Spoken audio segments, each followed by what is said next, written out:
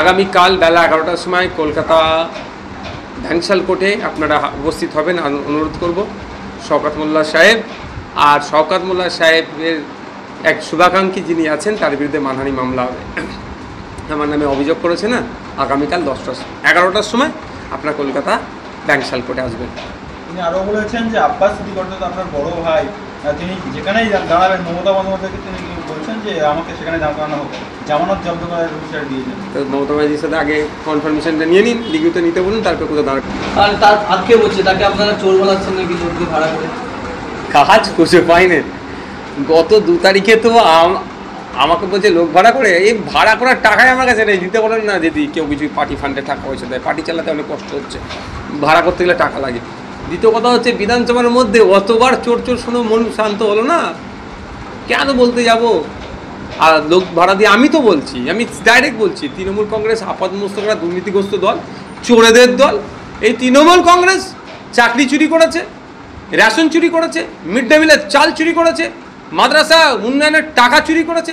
এই তৃণমূল কংগ্রেস হচ্ছে চোরেদের দল, শওকত মোল্লা চোরেদের দলের একজন। আমি বলছি লোককে দিয়ে কেন আমি বলাতে যাবো, অত খারাপ সময় আমার আসেনি, আমি ডাইরেক্ট বলবো যা বলার।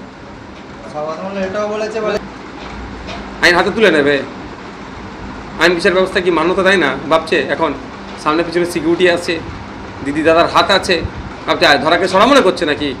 সব যোগ্য জবাব মানুষ গণতান্ত্রিক প্রক্রিয়ায় দেবে। হচ্ছে আজকে 50,000 মিছিলের লোক দেখে ওদের হচ্ছে এবারে দিদিকে বলবো, এবারে হচ্ছে এটা তালাশি করতে। ওরা তো চোখে দেখতে হয় না, কানে শুনতে পাচ্ছে আওয়াজ। আমি তো পাঁচিল সিঁড়ির কথা বলেছিলাম, যারা পাঁচিল টপকাতে কৃতকার্য হবে তাদেরকে দেওয়া হোক, কারণ তৃণমূল কংগ্রেসের নেতারা তো সিডি সিবিআইকে দেখলি পাঁচিল টপকায়। বেচারি জীবন কৃষ্ণ সহ পাঁচিল টপকাতে পারেনি, ওই জন্য পাঁচিল সিঁড়ির প্রকল্পের কথা বলেছিলাম।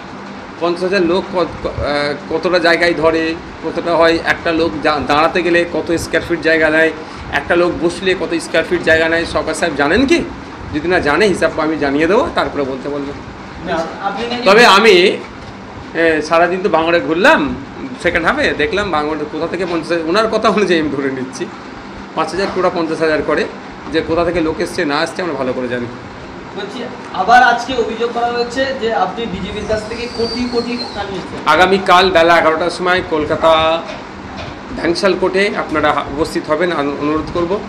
শওকত মোল্লা সাহেব আর শওকত মোল্লা সাহেবের এক শুভাকাঙ্ক্ষী যিনি আছেন তার বিরুদ্ধে মানহানি মামলা হবে, আমার নামে অভিযোগ করেছে না।